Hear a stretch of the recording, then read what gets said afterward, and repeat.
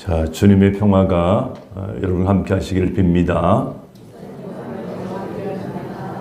서로 이렇게 한번 같이 따라하겠습니다. 모든 이들에게 환대와 축복을. 예. 자, 오늘이 이제 부활주일입니다. 그동안 사순절 기간을 통해서 주님의 고난과 십자가의 길을 묵상하면서 주님의 부활을 소망했는데, 바로 오늘이 예수님께서 십자가에 죽으신 지 사흘 만에 무덤에서 다시 살아나신 날입니다. 부활하신 주님께서 이 시간 여러분들 찾아오셔서 함께 부활의 기쁨과 소망을 맛볼 수 있기를 간절히 바랍니다. 예수님이 십자가에서 돌아가신 다음 날 예수님을 새 무덤에 장례를 치는 아리마대 사람 요셉에게 친구가 핀잔을 주었습니다. 자네 미쳐서 그렇게 비싼 돈을 들여 만든 무덤을 십자가형 당한 죄수에게 주다니 미쳤어. 그러자 아리마대 사람 요셉이 별거 아니라는 듯이 대답합니다. 괜찮아. 예수님이 주일에만 잠깐 쓰고 돌려주시겠다고 했거든. 오늘은 바로 빈 무덤을 주인에게 돌려준 날입니다. 미국의 신학자 반 뷰레는 예수 부활 이전에는 그리스도인이 없었다고 말합니다. 결국 예수님의 부활이 그리스도인들을 만들었습니다. 그러므로 부활은 예수님을 따르던 사람들로 참된 그리스도인이 되게 한 사건입니다. 바로 부활을 믿는 것이 예수 그리스도의 복음의 핵심이죠. 부활절 맞이한 여러분들 다시 한번 부활의 기쁨과 소망을 가슴에 가득 담고 부활의 증인으로 살아가시기를 간절히 바랍니다.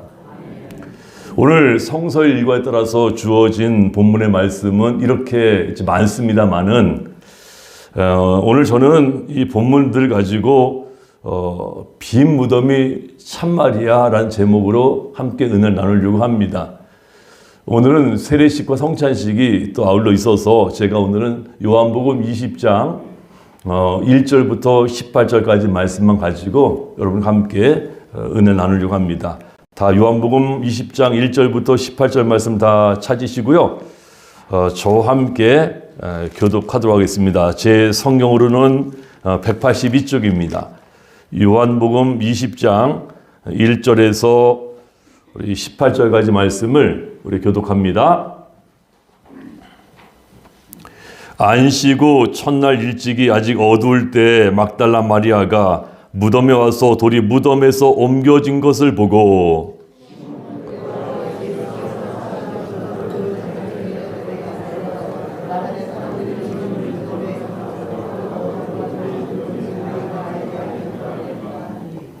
베드로와 그 다른 제자가 나가서 무덤으로 갈새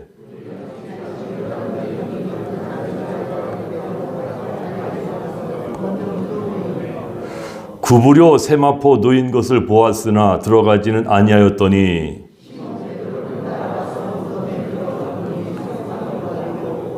또 머리를 쌌던 수건은 세마포와 함께 놓이지 않고 딴 곳에 쌌던 대로 놓여 있더라.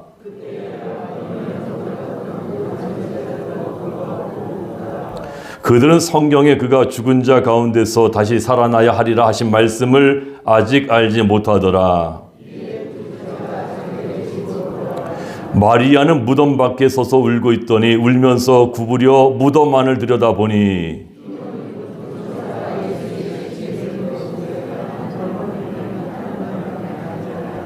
천사들이 이르되 여자여 어찌하여 우느냐 이르되 사람들이 내 주님을 옮겨다가 어디 두었든지 내가 알지 못함이니이다.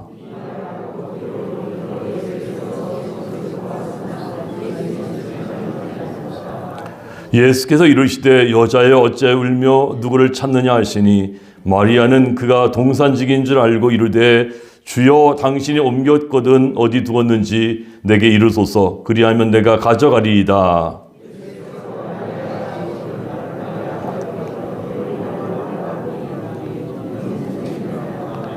예수께서 이르시되 나를 붙들지 말라. 내가 아직 아버지께로 올라가지 아니하였노라. 너는 내 형제들에게 가서 이르되 내가 내 아버지 곧 너희 아버지 내 하나님 곧 너희 하나님께로 올라간다 하라 하시니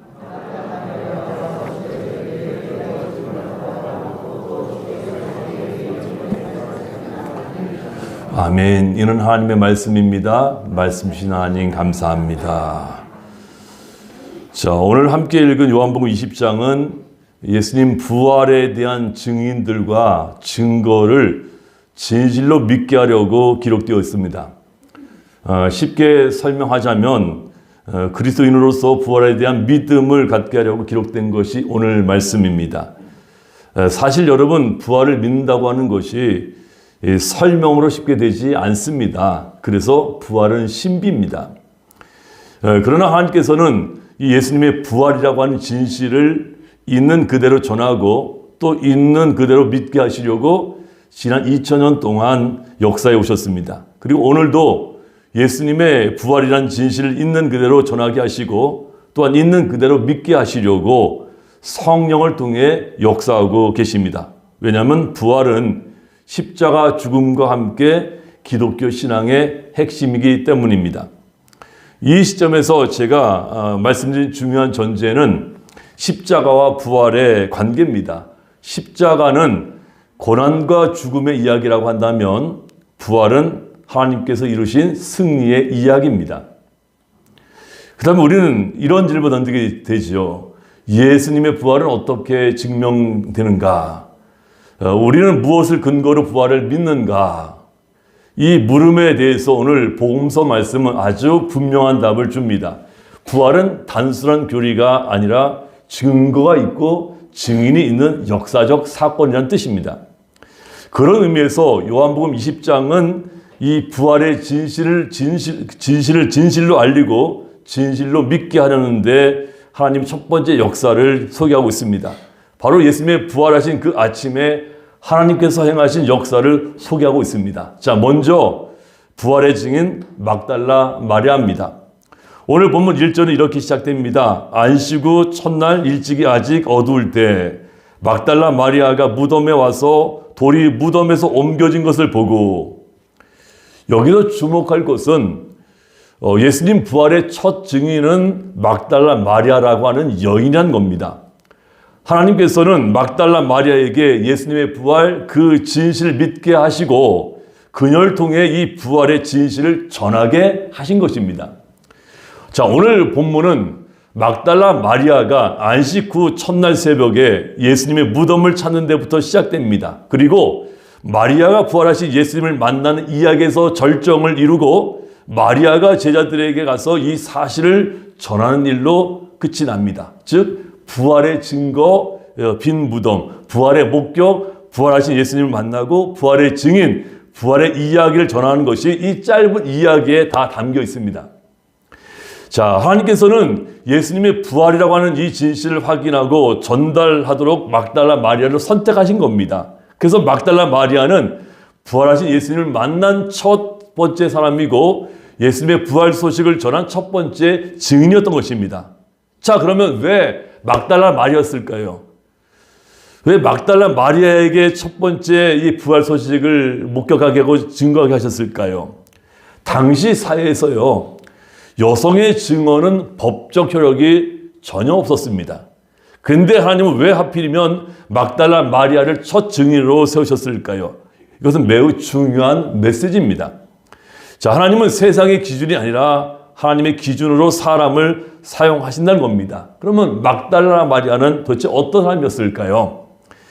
마가복음 16장 9절을 보시면은 막달라 마리아는 7 귀신에 들려 고통을 당하던 여인이었습니다.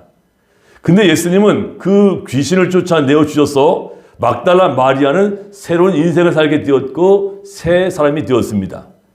그리고 누가복음 8장에 보면은 예수님께서 제자들과 함께 공생의 사역을 다니실 때 막달라 마리아도 따라다녔고 재정적으로 예수님과 제자들을 뒷바라지했다고 기록되어 있습니다. 한마디로 말하면 막달라 마리아는 예수님께 받은 바 은혜, 과거의 상처와 아픔과 그리고 이제 영적 어둠에서 치유받은 은혜를 갚고자 최선을 다했던 사람이었습니다. 근데 더 중요한 것은 막달라 마리아는 끝까지 예수님을 따라다녔던 사람이었습니다. 지난주가 종려주일이었죠. 종려주일 예수님이 예루살렘의 성에 입성하실 때 예수님과 함께 했습니다. 빌라도 앞에서 군중들이 예수를 십자가에 못 박으라고 소리칠 때도 그 자리에 있었습니다.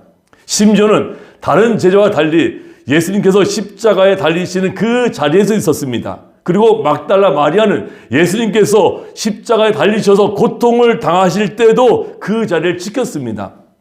마지막 예수님께서 임종하실 때도 그 자리에 있었고, 아리마대 사람 요셉이 예수님의 시신을 무덤에 장사할 때도 거기에 있었습니다. 더 놀라운 사실은 안식 후 첫날 새벽 어두울 때 예수님의 시신에 향품을 바르기 위해서 가장 먼저 예수님의 무덤을 찾은 이도 바로 막달라 마리아였습니다. 성경을 여러분 구석구석 한번 읽어보십시오. 예수를 만난 뒤에 처음부터 끝까지 변함없이 예수님의 뒤만을 따랐던 사람이 막달라 마리아 뿐이었습니다. 어떻게 그럴 수 있었을까요? 그 해답은 예수님을 너무나 사랑했기 때문입니다.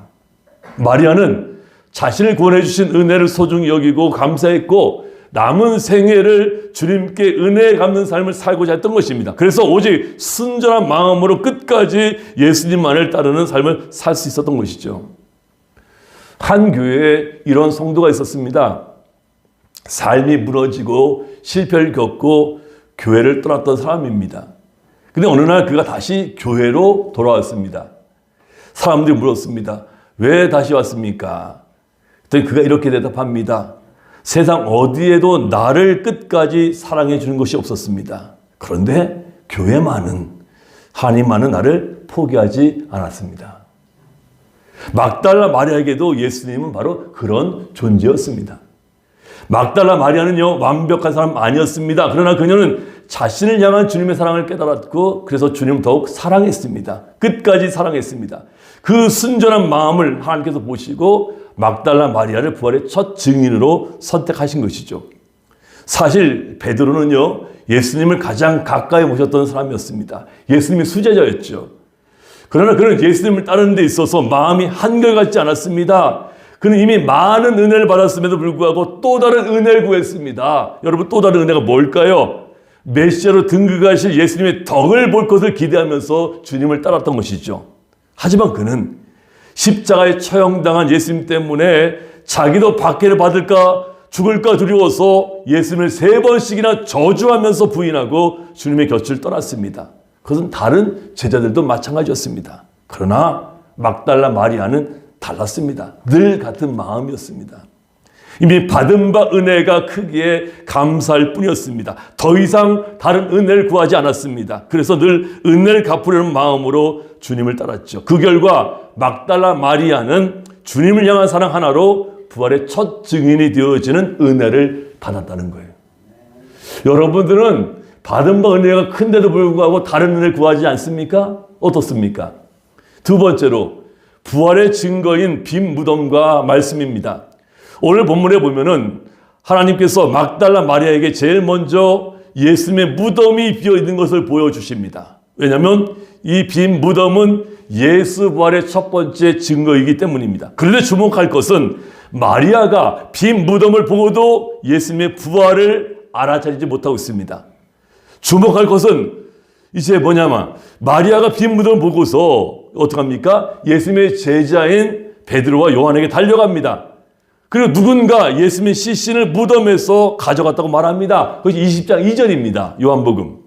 그러자 막달 마리아의 이야기를 듣고 베드로와 요한이 무덤으로 달려갑니다. 그리고 무덤에 들어가서 예수님의 시신이 사라진 것을 한마디로 이제 확인한 것입니다. 한번 보십시오. 요한복음 20장 6절 7절 말씀 보십시오. 자, 이의 말씀에 의하면 예수님의 시신을 감쌌던 세마포와 머리에 쌌던 수건은 따로 놓여 있었습니다. 이 장면이 여러분 매우 중요해요. 성경을 한번 자세히 보십시오. 왜냐하면 이것은 도난이 아니라 부활의 흔적이기 때문입니다. 여러분 상식적으로 한번 생각해 보십시오. 도둑이 시체를 훔쳐갔는데 그럼 통째로 옮기지 천을 풀어서 깨끗하게 정리해 놓고 갈 이유가 없지 않습니까? 다른 복음서에도 무덤이 비어있다는 사실을 이렇게 증언합니다. 마태복음 28장에 보면 천사가 돌을 굴려 무덤이 열렸다고 했습니다. 그리고 천사가 여인들에게 누우셨던 곳을 보라고 말합니다. 마가복음 16장에서는 흰 옷 입은 청년이 그가 살아났다고 증언합니다. 누가복음 24장에서는 두 천사가 어찌하여 살아있는 이를 죽은 자 가운데서 찾느냐라고 말합니다. 모두 빈 무덤을 보였습니다. 이를 볼 때 부활은 단순한 감정이 아니라 여러 사람이 목격한 객관적인 사건입니다. 근데 여기에 더 중요한 것이 있습니다. 요한복음 20장 9절 말씀 한번 보십시오. 제가 읽어드립니다. 그들은 성경에 그가 죽은 자 가운데서 다시 살아나야 하리라 하신 말씀을 아직 알지 못하더라. 그러니까 그들은 빈 무덤을 보고도 예수님의 부활을 알지 못했습니다. 부활하실 것을 여러 차례 예수님 말씀해 주셨는데 그것을 기억해내지 못하고 생각하지 못했습니다. 그들은 무덤이 비어있는 결정적인 증거를 보고도 예수님께서 부활하셨다는 사실을 전혀 알지 못했던 것입니다. 그들이 왜 빈 무덤을 보고도 예수님의 부활을 알아차지 못했을까요? 저는 그렇게 생각합니다. 아직 그들이 말씀의 사람이 되지 못했기 때문입니다. 예수님의 말씀을 들었지만 그 말씀이 그들 인격에 스며들지 못했던 겁니다. 그래서 그들은 세상에 보는 눈이 여전히 변하지 않았습니다. 그래서 믿지 못하고 설마 빈 무덤을 보고도 예수의 부활을 이야기하는 것이 아니라 믿는 것이 아니라 누군가 예수의 신 훔쳐갔어. 빈 무덤을 예수님의 부활의 증거로 받아들이지 못하는 겁니다. 사랑하는 여러분, 우리가 말씀을 깊이 묵상하면 그 말씀은 우리의 인격 속에 스며들게 되어 있습니다. 그래서 그 말씀의 기운이 우리의 지성과 감성과 의지에 영향을 미치는 거예요. 그 결과 가치관이 달라지고 인생관이 달라지고 세계관이 달라지는 겁니다. 한마디로 세상 보는 눈이 달라지는 것이죠. 우리가 말씀의 사람이 되어서 세상을 보면 세상 보는 눈이 달라집니다. 그래서 세상이 달라 보이는 거예요.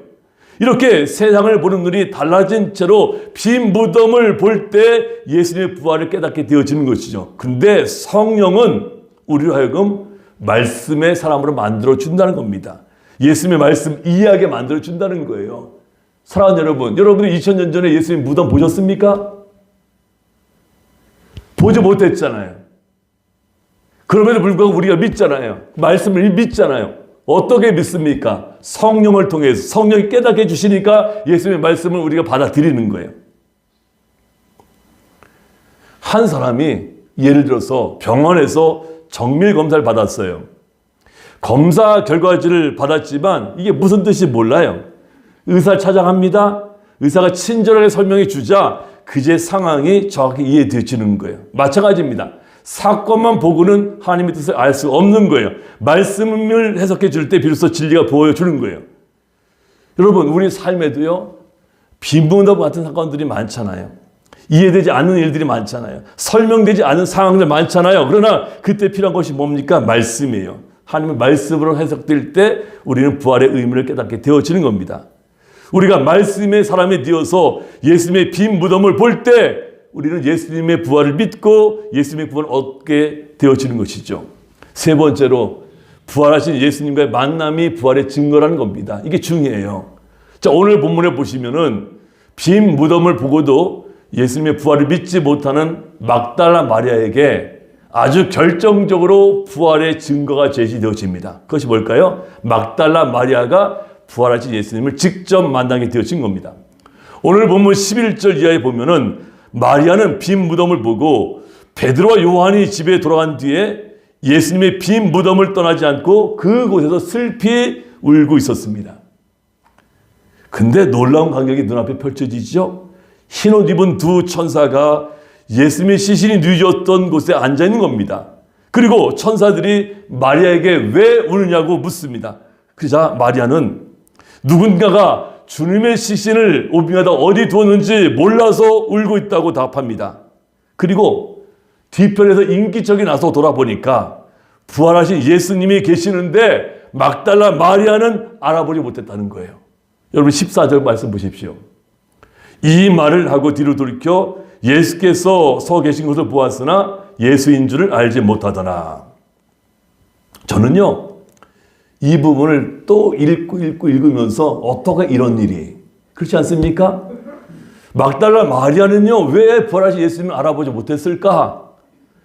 그렇게 오래 예수님 곁에 머물러서 보았는데 어떻게 마리아가 부활하신 예수님을 보고도 알아보지 못했을까? 여러분 이해가 됩니까?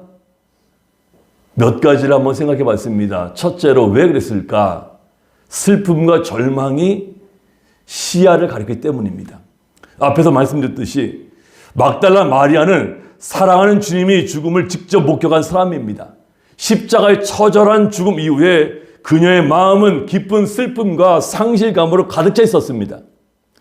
앞에 11절에 보시면은 마리아가 무덤 밖에 서서 울고 있다고 말합니다. 이 눈물은 단순한 감정이 아니라 희망이 완전히 무너진 상태를 의미합니다. 절망을 상징합니다. 사람은요, 너무 큰 슬픔 속에 있을 때 눈앞에 있는 현실조차 인식하지 못합니다. 막달라 마리아는 예수님이 살아나셨을 것이라는 이 기대에 전혀 없었습니다. 오로지 누군가 예수님의 시신을 가져다가 훔쳤다라고 하는 것에만 생각이 사로잡혀 있는 거예요. 누구지? 거기에. 그래서 예수님 보면서도 그분을 동산지기로 착각합니다. 절망은 부활의 현실을 가리는 안개가 같습니다. 두 번째 이유는 이것이 아닐까. 죽음 이유는 끝이라고 하는 인간적 생각 때문입니다. 당시 사람들에게 부활은 매우 낯설게 여겨진 개념이었습니다. 여러분, 유대인들은요, 종말의 부활을 믿었지만 지금 당장 한 사람이 다시 살아난다는 생각은 하지 못했습니다. 막달라 마리아도 마찬가지였습니다. 그녀는 믿음이 깊었지만 여전히 인간의 한계 속에 있었습니다. 그래서 그녀의 사고는 이렇게 고정되어 있습니다. 예수님은 죽으셨다. 죽은 사람은 다시 살아날 리가 없다. 그러니 지금 눈앞에 있는 사람은 예수님일 수가 없다. 이런 선입견이 눈을 가린 것이죠. 그 다음은요, 부활하신 예수님의 모습이 이전과 달랐기 때문입니다. 저는 여기라고 생각합니다. 왜? 성경을 보면요, 부활하신 예수님은 분명 같은 분이시지만 이전과는 다른 방식으로 나타납니다. 누가복음 24장에 보시면요, 엠마오로 가던 두 제자들도 그들과 동행하는 예수님을 알아봤습니까? 못 알아봤습니까? 전혀 알아보지 못했어요. 부활하신 예수님 전혀 알아보지 못했습니다. 그러다가 예수님께서 그들과 함께 음식 잡수실 때, 떡을 가지고 축사하실 때 그들이 비로소 눈이 밝아져서 예수님인 줄을 알게 되었다는 겁니다. 무엇을 말합니까? 제자들도요, 처음 예수님이 부활하신 예수님 나타났을 때 유령으로 착각했습니다. 이는 부활의 몸이 단순히 원래 상태로 돌아온 것이 아니라 영광스러운 새로운 존재 방식이기 때문입니다. 그래서 쓰는 표현이 뭐예요? 신령한 몸입니다. 따라서 마리아가 즉시 알아보지 못한 것은 어쩌면 자연스러운 일이기도 합니다. 그래서 중요한 것은 부활은 눈으로 보는 것이 아니라 관계 속에서 깨닫는 것이다. 다시 본문으로 돌아갑니다. 드디어 결정적인 순간이 옵니다. 우는 막달라 마리아를 보시고 예수님께서 물으셨습니다. 여자여, 왜 우느냐? 그리고 누구를 찾느냐?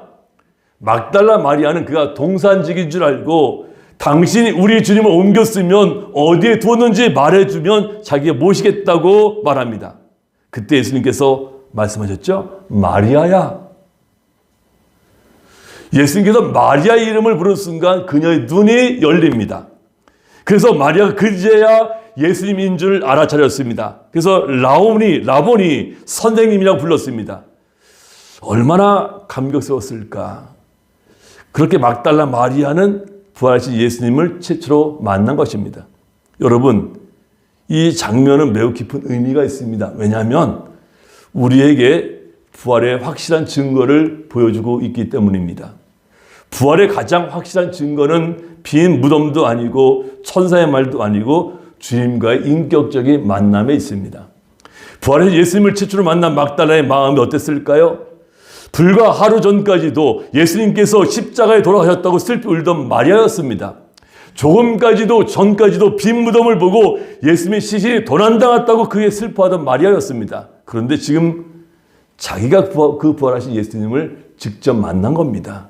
그 기쁨은 무슨 말로 다 표현할 수 있겠습니까? 이 사건은 막달라 마리아에게 남은 평생 결국 잊을 수 없는 사건이었습니다. 그리고 마리아의 남은 인생을 송두리째 바꿔놓는 그런 순간이었습니다. 그렇습니다. 부활하신 예수님과의 만남만큼 결정적인 증거가 어디 있겠습니까? 실제로 예수님께서 부활하신 이후에 40일 동안 지상에서 계시면서 많은 사람을 만나주셨습니다. 성경에 나온 인물들만 대략 500여 명이 넘습니다. 그들은 예수님이 십자가에 달려 죽으심을 직접 본 목격자들입니다. 근데 죽어서 무덤에 장사된 예수님께서 자기들 앞에 부활하신 모습으로 나타나신 겁니다. 이거보다 더 확실한 부활의 증거가 어디 있겠습니까? 부활하신 예수님과의 만남은 막달라 마리아처럼 사람들이 남은 생애를 송두리째 바꿔놓았습니다. 대표적으로 의심 많은 도마는 부활하신 주님을 만난 뒤에 믿음을 회복했습니다. 그는 나의 주시여 나의 하나님이라고 고백하면서 의심을 떨쳐버리고 그 남은 생애를 예수 부활을 전하는 삶을 살았습니다. 전해진 이야기에 의하면 도마는 인도에서 복음을 전하다가 순교했다고 전해집니다. 사도 바울은 다메섹으로 가는 길에 부활하신 예수님을 만났습니다. 그리고 그의 삶이 어떻게 변화됐습니까? 예수 그리스도를 믿는 이들을 핍박하고 죽이던 자에서 부활하신 예수님을 증거하는 일에 자기 목숨을 아낌없이 내어놓는 이방인의 사도가 되었고 부활의 증인이 되었습니다. 여러분, 하나님께서 오늘도 우리가 부활하신 예수님을 믿기를 바라십니다. 막달라 마리아가 부활신앙을 갖도록 역사하신 것처럼 여러분 한 사람 한 사람이 부활신앙을 갖도록 역사하십니다. 그리고 부활신앙을 가진 사람으로 담대하게 살기를 원하십니다. 여러분, 부활신앙은 누가 그렇게 말하니까 믿는 것이 아닙니다. 내가 주님을 만났기 때문에 믿는 거예요. 막달라 마리아는 무덤을 보고도 몰랐고 천사를 보고도 몰랐습니다. 그러나 주님이 그녀의 이름을 부르셨을 때 모든 것이 바뀌었습니다. 요한복음 20장 18절 말씀을 같이 한번 읽어볼까요? 시작. 막달라 마리아가 가서 제자들에게 내가 주를 보았다 하고 또 주께서 자기에게 이렇게 말씀하셨다 이러니라. 아멘. 이제 막달라 마리아는 슬퍼하는 사람이 아니라 증인이 되었습니다. 부활을 경험한 사람은 가만히 있을 수가 없는 거예요. 말하게 되어 있습니다. 전하게 되어 있습니다. 이제 제가 여러분들에게 마지막으로 질문을 한번 던져보겠습니다. 여러분 한번 보십시오. 나는 부활의 증인인가? 나는 주님을 사랑하는가? 나는 말씀으로 삶을 해석하는가? 나는 주님을 실제로 만났는가? 부활은 과거의 사건이 아닙니다. 오늘도 우리 가운데 살아있는 능력이고요. 주님은 지금도 우리의 이름을 부르고 있습니다. 아무개야 그 부르심을 들을 때 우리의 눈이 열리고 우리의 삶이 변화되어지는 겁니다. 사랑하는 여러분, 이 부활의 주님을 만나십시오. 그리고 막달라 마리아처럼 담대하게 고백하십시오. 내가 주를 보았다. 그때 우리는 이 시대를 향한 참된 부활의 증인으로 살아가게 될 것입니다. 그런 여러분 되시길 주님의 이름으로 축원합니다. 기도합니다. 사랑과 은혜가 풍성하신 하나님 아버지, 오늘 말씀 통하여 부활의 주님을 만났던 막달라 마리아의 모습을 깊이 묵상하게 하시니 감사드립니다. 주님을 사랑했지만 슬픔에 가려 주님을 알아보지 못했던 그녀의 모습 속에서 바로 우리의 모습을 보게 하시니 더 겸손히 주님 앞에 나아갑니다. 하나님, 우리 역시 삶의 아픔과 상실, 염려와 두려움 속에서 주님을 보지 못하고 살아갈 때가 많았음을 고백합니다. 눈앞에 계신 주님을 외면한 채 우리의 생각과 판단 속에 갇혀 살아온 우리의 연약함을 용서하여 주옵소서. 그러나 그런 우리를 포기하지 않으시고 오늘도 우리의 이름을 부르시는 주님의 음성을 듣게 하시니 감사합니다. 마리아야 라고 부르셨던 그 음성이 오늘 우리 각 사람의 심령 가운데서 울려 퍼지게 하여 주시고 그 부르심 앞에서 우리의 눈이 열리게 하여 주옵소서. 부활의 주님을 인격적으로 만나게 하시고 단순한 지식이 아니라 살아계신 주님과의 만남 속에서 우리 믿음이 새로워지게 하여 주옵소서. 절망이 소망으로 바뀌고 눈물이 기쁨으로 변하고 죽음의 자리에서 생명의 자리로 나아가는 은혜를 경험하게 하여 주옵소서. 이제는 부활의 증인으로 살아가게 하여 주시고 우리가 만난 주님을 세상 가운데 담대히 전하는 삶이 되게 하여 주시고 우리의 가정과 교회와 삶의 자리마다 부활의 기쁨이 흘러 넘치게 하시고 낙심한 영혼들에게 생명의 소식을 전하는 통로로 사용하여 주옵소서. 오늘도 우리를 부르시고 만나주시는 살아계신 예수님의 이름으로 간절히 기도하옵나이다. 아멘.